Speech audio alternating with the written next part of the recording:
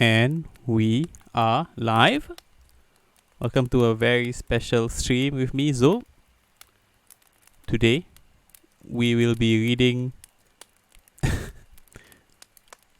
Franz Kafka's Metamorphosis. We're probably going to read like only one chapter. Everything's fine on OBS. Everything's fine on Twitch. Do let me know if the sound is,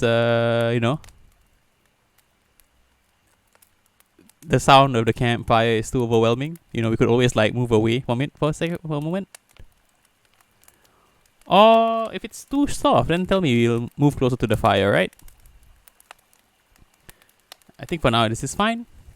And let us start. This is Franz Kafka's Metamorphosis by Penguin Classics. Alright. Metamorphosis. When Gregor Samsa awoke one morning from troubled dreams, he found himself changed into a monstrous cockroach in his bed. He lay on his tough, armored back and raising his head a little, managed to see, sectioned off by little crescent-shaped ridges into segments, the expanse of his arched brown belly atop which the coverlet perched, forever on the point of slipping off entirely. His numerous legs, pathetically frail by contrast to the rest of him, waved feebly before his eyes. "What's the matter with me?" he thought. It was no dream. There, quickly between the four familiar walls, was his room, a normal human room, if always a little on the small side. Over the table, on which an array of cloth samples was spread out, Samsa was a travelling salesman, hung the picture he had only recently clipped from a magazine, and set in an attractive gilt frame.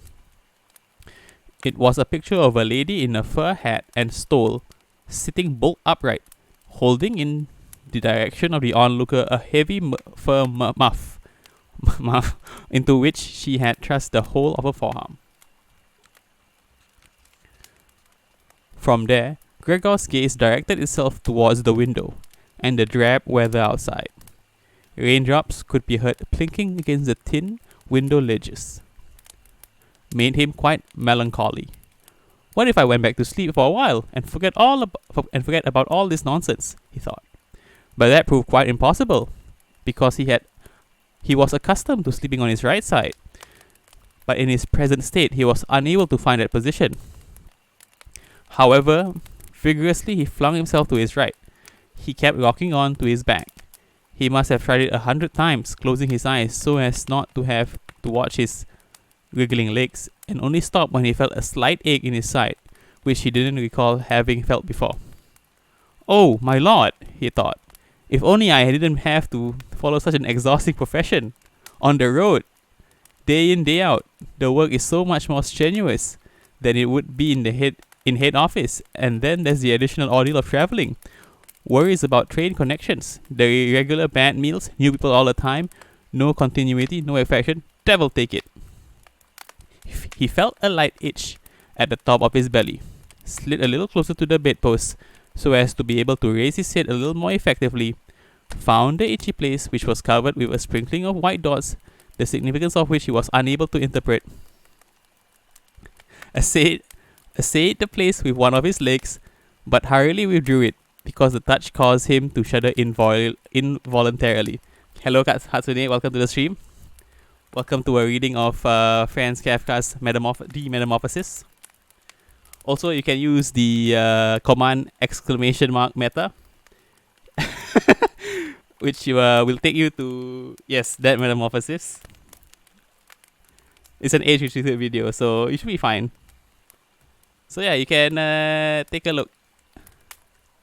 META.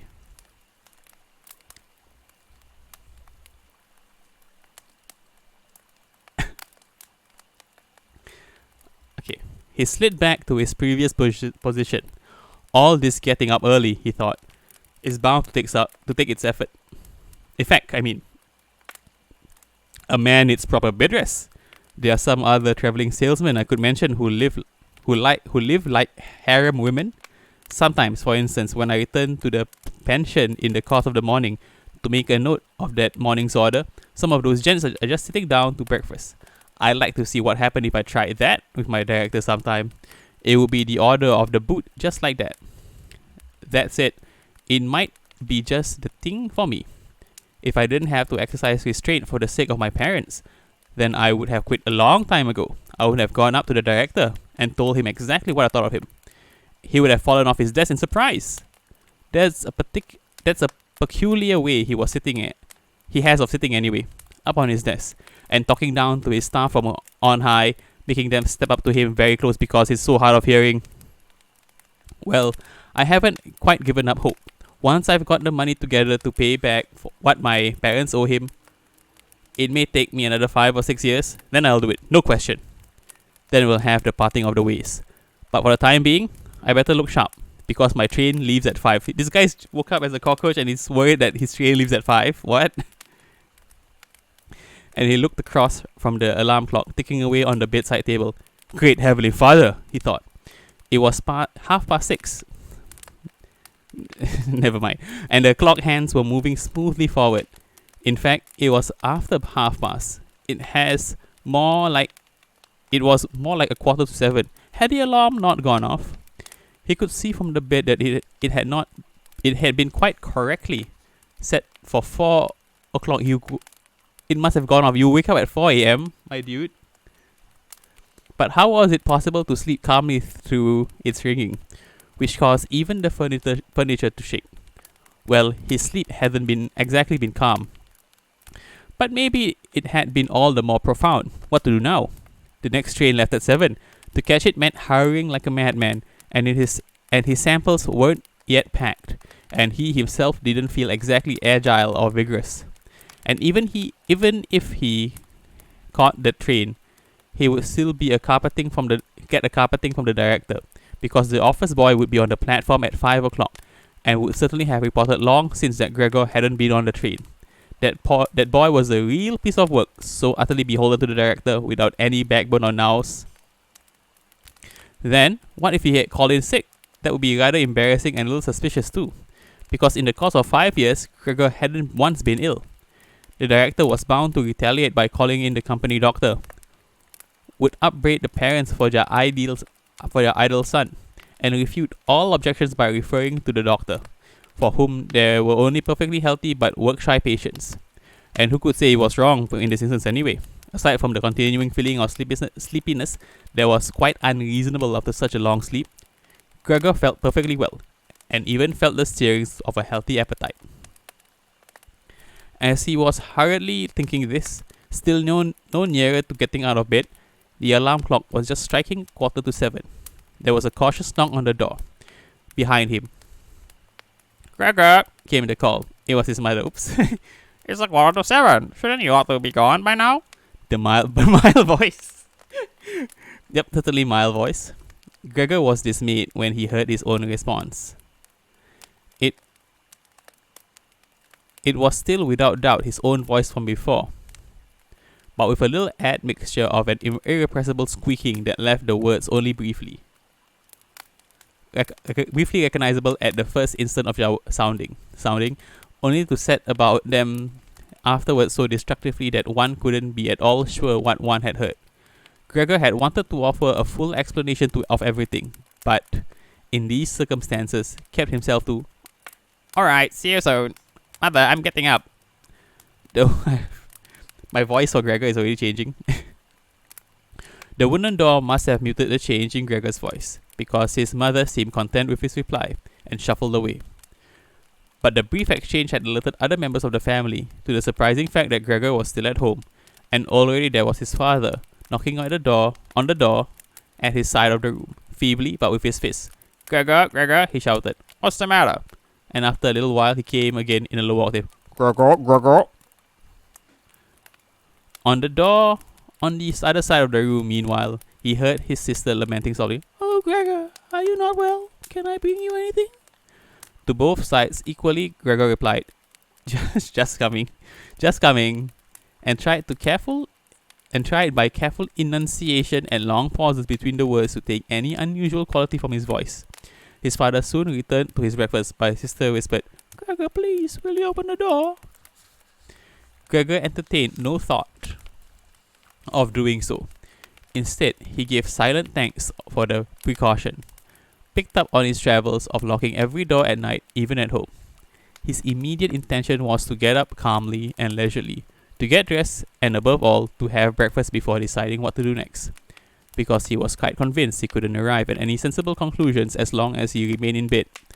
There were many times, he remembered, when he had lain in bed with a sense of dim pain somewhere in his body, perhaps from lying awkwardly, which then turned out, as he got up, to be mere imagining, and he looked forward to his present fanciful state gradually falling from him.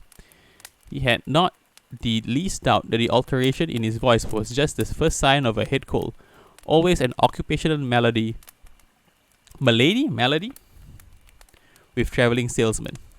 Casting off the blanket proved to be straightforward indeed. All he needed to do was inflate himself a little, and it fell off by itself. But further tasks were more problematical, at least because of his great breadth. He would have needed arms and hands with which to get up, instead of which all he had were those numerous little legs, forever in varied movement and evidently not under his control. If he wanted to bend one of them, then it was certain that the one that was next fully extended. Then it was certain that was the one that was next fully extended. And once he finally succeeded in performing whatever task he had set himself to do with that leg, then all of it neglected fellows would be in a turmoil of painful agitation. "Whatever I do, I mustn't loaf around in bed," Gregor said to himself. At first, he thought he would get out of bed bottom half first, but this bottom half of himself, which he had yet to see, and as to whose specifications he was perfectly ignorant, turned out to be not very maneuverable. Progress was slow, and when at last, almost in fury, he pushed down with all his strength, he misjudged the direction and collided with the lower bedpost. The burning pain he felt teaching him that this lower end of himself might well be, for the moment, the most sensitive to pain. He therefore tried to lever his top half out of the bed first, and cautiously turned his head towards the edge of the bed. This was easily done, and in spite of its breadth and bulk, the rest of his body slowly followed the direction of the head. But, now craning his neck in empty space well away from the bed, he was afraid to move any further, because if he were to fall in that position, it would take a miracle if he didn't injure his head, and he wouldn't lose consciousness at any price. It was better than to stay in bed. But as he sighed and lay there at the end of his endeavours, and once again beheld his legs struggling, if again harder than before, and saw no possibility of bringing any order or calm to their randomness, he told himself once more that he couldn't possibly stay in bed, and that the most sensible solution was to try anything that offered even the smallest chance of getting free of, next page, his bed. At the same time, he didn't forget to remind himself periodically that clarity and calm were better than counsels of despair. At such moments, he levelled his gaze as sharply as possible at the window. But unfortunately, there was little solace or encouragement to be drawn from the sight of the morning fog, which was thick enough to obscure even the opposite side of the street. 7 o'clock already, he said to himself as his alarm clock struck another quarter. 7 o'clock already, and still such dense fog. And he lay there for a while longer, panting gently as though perhaps expecting that silence would restore the natural order of things. But then he said to himself, by 7:15, I must certainly have got out of bed completely. In any case, somebody will come from work by then to ask after me, because the business opens before 7 o'clock. And he set about rhythmatically rocking his body clear of the bed.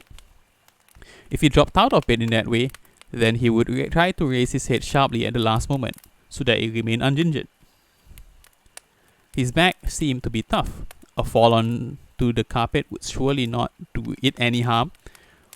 What most concerned him was the prospect of the loud crash he would certainly cause, which would presumably provoke anxiety, if not consternation, behind all the doors, but that was a risk he had to take. As Gregor was already half clear of the bed, This latest method felt more like play than serious exertion, requiring him only to rock himself from side to side. He thought how simple everything would be if he had some help. Two strong people, he thought of his father and the servant girl, would easily suffice. They needed only to push their arms under his curved back, peel him out of bed, bend down under his weight, and then just pay attention while they flipped him over onto the floor, where his legs would hopefully come into their own. But then, even if the doors hadn't been locked, could he have really contemplated calling for help? Even in his extremity, he couldn't repress a smile at the thought. He had already reached a point where his rocking was almost enough to send him off balance, and he would soon have to make up his mind once and for all what he was going to do, because it was 7:10 when the doorbell rang. It must be someone from work, he said to himself, and almost went rigid, while his little legs, if anything, increased their agitation. Hello, Dob. This is the stream, Dob. This is the stream, Dob. Also, exclamation mark meta if you want to see something NSFW. It's not really an NSFW, but yeah.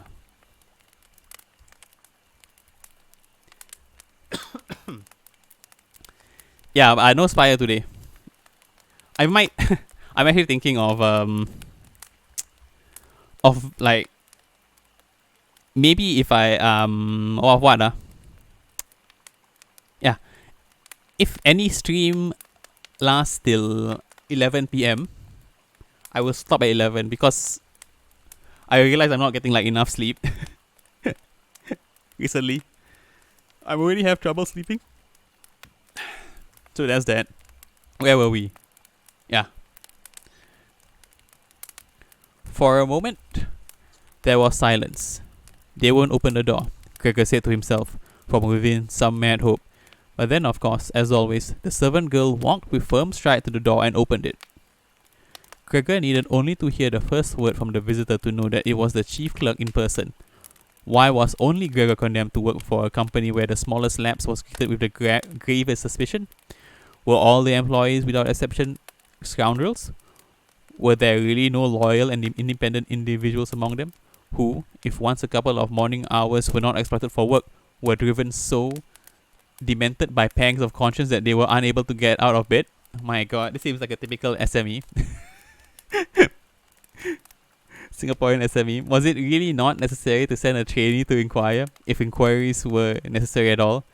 And did the chief clerk need to come in person, thereby demonstrating to the whole blameless family that the investigation of Gregor's delinquency could only be entrusted to the seniority and trained intelligence of a chief clerk? And more on account of the excitement that came over Gregor with these reflections, then as the result of any proper decision on his part, he powerfully swung himself right out of bed. There was a loud impact, though not a crash as such. The fall was somewhat muffled by the carpet. Moreover, his back was suppler than Gregor had expected, and therefore the result was a dull thump that did not draw such immediate attention to itself. Only he had been a little careless of his head, and had bumped it, frantic with rage and pain. He turned and rubbed it against the carpet. Something's fallen down in there, said the chief clerk in the hallway on the left. Gregor tried to imagine whether the chief clerk had ever experienced something similar to what had happened to himself today. Surely it was within the bounds of possibility. But as if in blunt reply to this question, the chief clerk now took a few decisive steps next door, his patent leather boots creaking.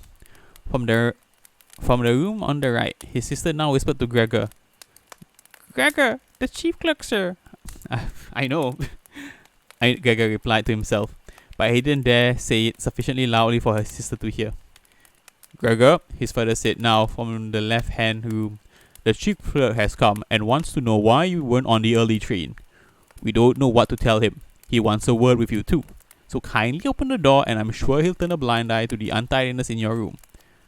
"Good morning, Mr. Samsa," called the chief. "Good morning, Mr. Samsa," called the cheery voice of the chief clerk. "He's not feeling well," Gregor's mother interjected to the chief clerk, while his father was still talking by the door. "He's not feeling well, believe me, chief clerk. How otherwise would Gregor miss his train? You know that boy has nothing but work in his head. It almost worries me that he never goes out on his evenings off. He's been in the city now for the past week, but he spent every evening at home. He sits at the table quietly reading the newspaper or studying the railway timetable. His only hobby is a little occasional woodwork. In the past 2 or 3 evenings, he's carved a little picture frame. I think you'll be surprised by the workmanship. He's got it up on the wall in his room. You'll see it the instant Gregor opens the door. You have no idea how happy I am to see you, Chief Clerk. By ourselves, we would never have been able to induce Gregor to open the door. He's so obstinate. And I'm sure he's not feeling well, even though he told us he was fine. I'm just coming, Gregor said slowly and deliberately, not stirring so as to not miss a single word of the conversations outside. I'm sure you're right, madam, said the chief clerk.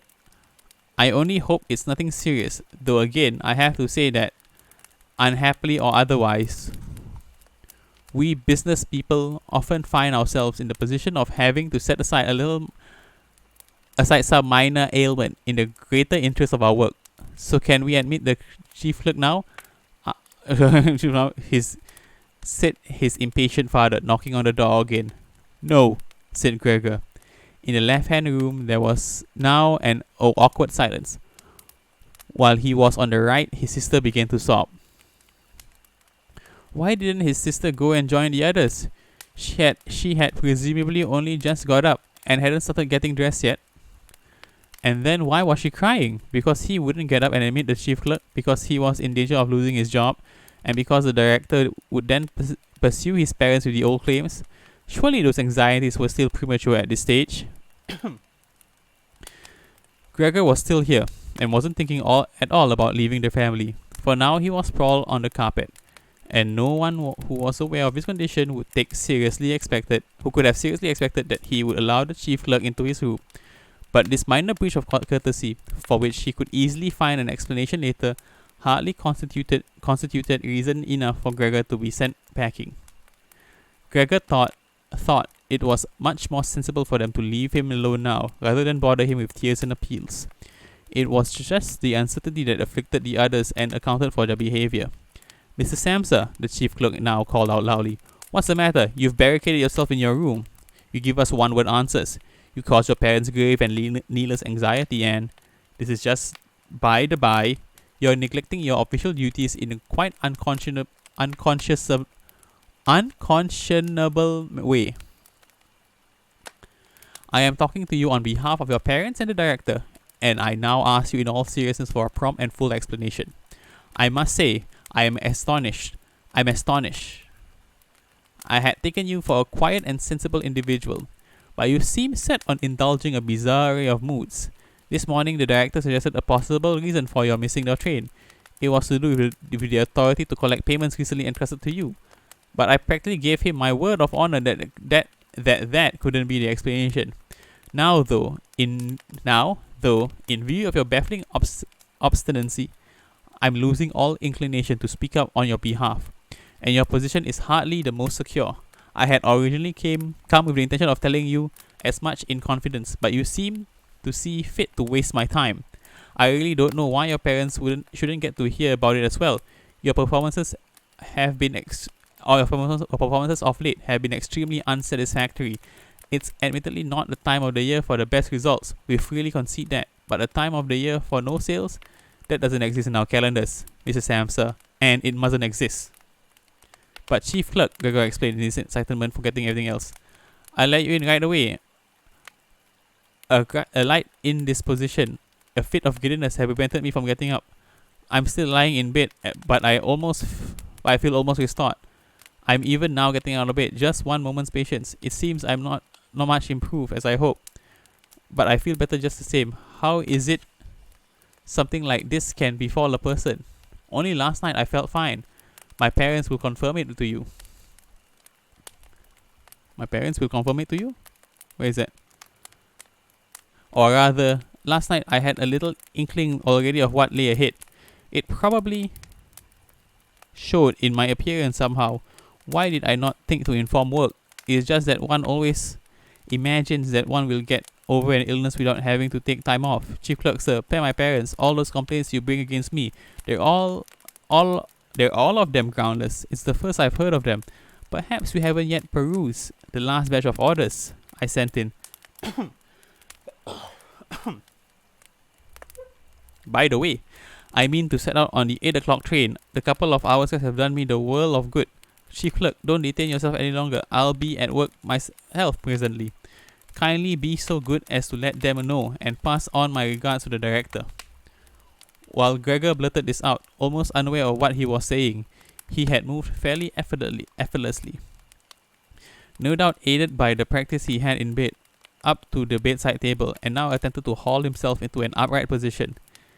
He truly had it in mind to open the door, to show himself and to speak to the chief clerk. He was eager to learn what the others, who were all clamoring for him, would say when they got to see him. If they were shocked, then Gregor would have no more responsibility and could relax. Whereas if they took it all calmly, then he wouldn't have any cause for agitation either. And if he hurried, he might still get the station by 8 o'clock. Sorry, I had quite a big dinner. To begin with, he could get no purchase on the smooth bedside table, but at last he gave himself one more swing, and stood there upright. He barely noticed the pain in his lower belly, though it did burn badly. Then he let himself drop against the back of a nearby chair, whose edges he clasped with some of his legs. With that, he attained mastery over himself, and was silent, because now he could always listen to the chief clerk. Did you understand a single word of that? The chief clerk asked Gregor's parents. You don't suppose he's pulling our legs, do you? In the name of God, his mother cried, her voice already choked with tears. Perhaps he's gravely ill and we're tormenting him. Great, he called out. Mother, his sister called back from the opposite side. They were communicating with one another through Gregor's room. Go to the doctor right away. Gregor's ill. Hurry and fetch a doctor. Were you able to hear him just now? That was the voice of an animal, said the chief clerk, strikingly much more quietly than his mother and her screaming, Anna! Anna! His father shouted through the hallway in the direction of the kitchen and clapped his hands. Get the locksmith right away. And already 2 girls in rustling skirts were hurrying through the hallway. However, had his sister managed to dress so quickly and out through the front door? There wasn't the bang of it closing either. Probably they had left it open, as perhaps at times when a great misfortune had taken place. Meanwhile, Gregor had become much calmer. It appeared his words were no longer comprehensible, though to his own hearing they seemed clear enough, clearer than before, perhaps because his ear had become attuned to the sound. But the family already had the sense of all not being well with him, and were ready to come to his assistance. The clarity and resolve with which the first instruction had been issued did him good. He felt himself back within the human ambit, and from both parties, doctor and locksmith, without treating them really in any way as distinct from one from the other, he hoped for magnificent and surprising feats. In order to strengthen his voice for the decisive conversations that surely lay ahead, he cleared his throat a few times, as quietly as possible, as it appeared that even the sound was something other than a human cough. And he no longer trusted himself to tell the difference. Next door, things had become very quiet. Perhaps his parents were sitting at a table holding whispered consultations with the chief clerk, or perhaps they were all pressing their ears to the door and listening.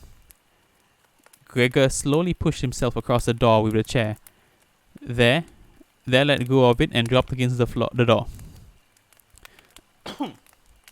holding himself in an upright position against it. The pads on his little legs secreted some sort of sticky substance, and there rested a moment from his exertions. And then he set himself with his mouth to turn the key in the lock. Unfortunately, it appeared that he had no teeth as such. What was he going to grip the key with? But luckily, his jaws were very powerful, and with their help, he got the key to move, and he didn't stop to consider that he was certainly damaging himself in some way, because a brown liquid came from his mouth, ran over the key and dribbled onto the floor. Listen, the chief clerk was saying next door, he's turning the key. This is a great encouragement for Gregor, but they all all of them should have called out to him, his father and mother too. Go, Gregor! They should have shouted. Keep at it. Work at the lock. And with the idea that they were all following his efforts with tense concentration, he bit fast onto the key with all the strength he possessed, to the point when he was ready to black out. The more the key moved in the door, the more he danced around the lock. Now he was holding himself upright with just his mouth, and depending on the position, he either hung from the key or was pressing against it with the full weight of his body. The light click of the snapping lock brought Gregor around, as from a spell of unconsciousness. Sighing with relief, he said to himself, "Well, I didn't need the locksmith after all." And he rested his head on the door handle to open the door fully. As he had to open the door in this way, it was already fairly ajar while he himself was still out of sight. He first had to twist around one half of the door, and very cautiously at that, if he wasn't to fall flat on his back just at the point of making his entry into the room.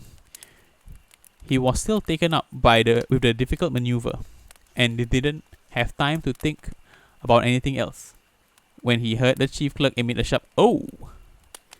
It already sounded like the rushing wind, and then he saw him as well, standing nearest to the door, his hands pressed against his open mouth and slowly retreating, as if being pushed back by an invisible but irresistible force. Gregor's mother, in spite of the chief clerk's arrival, she was standing there with her hair loose, though now it was standing up stiffly in the air. First look at his father with folded hands, and then take 2 steps towards Gregor and collapse in the midst of her skirt spreading out around her, her face irretrievably sunk against her bosom. His father clenched his fist with a pugnacious expression, as if ready to push Gregor back into his room. Then looked uncertainly around the living room, covered his eyes with his hands and cried, his mighty chest shaking with sobs.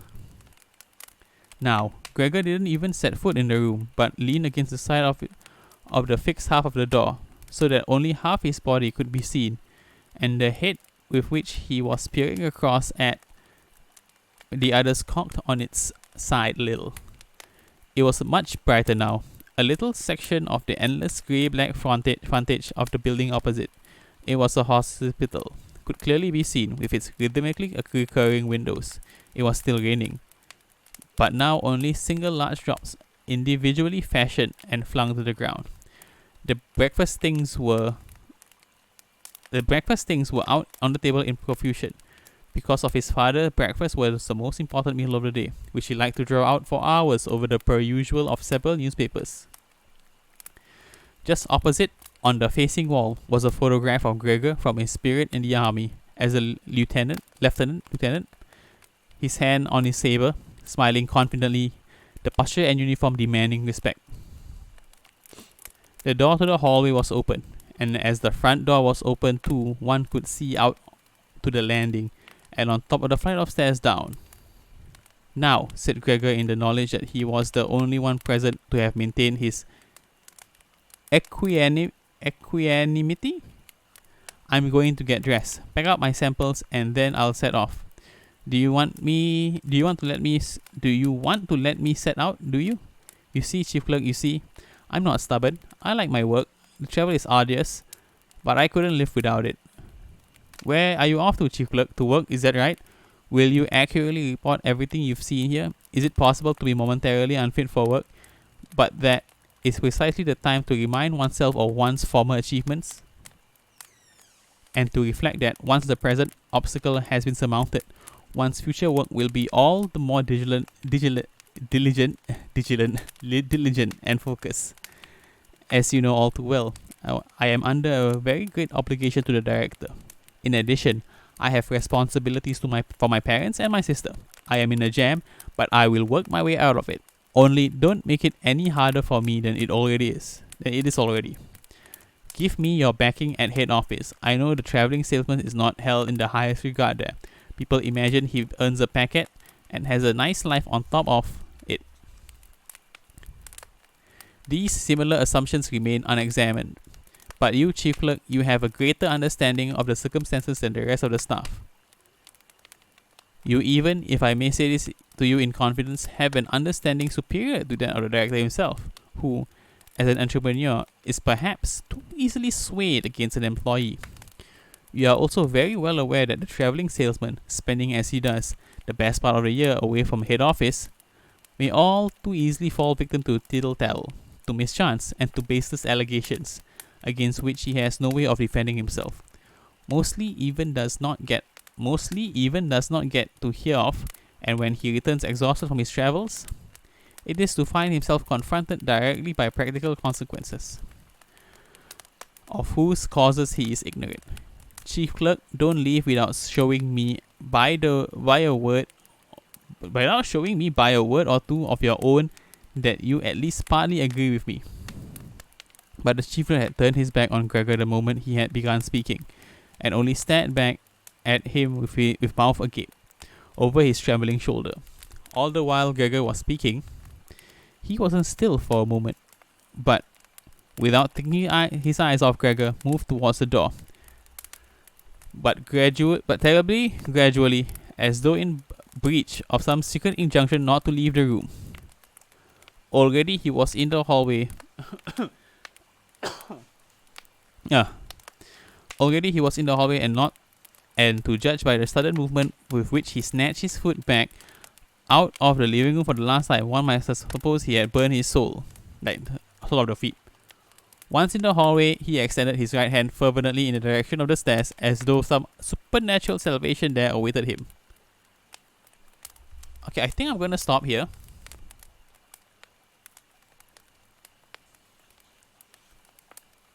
There was 20 pages of the Metamorphosis. My voice is apparently giving out. I'm coughing a lot. And yeah, that's it for today. If you like what you see, consider following me on Twitch. I have a YouTube page where I roll out my voice and occasionally highlights. If you're watching this on YouTube, don't forget to like, comment, subscribe, and all that good stuff. In any case, I've been Zul. This has been The Metamorphosis by Franz Kafka. And as usual, thank you for joining me. I will definitely read this book, man. The remaining of The Metamorphosis. Oh, also, happy Valentine's Day. Should not have gone to that place before I came back home. Yeah, I'll probably talk about this more on stream tomorrow. Yeah, bye bye guys. Thank you for joining me. Bye bye.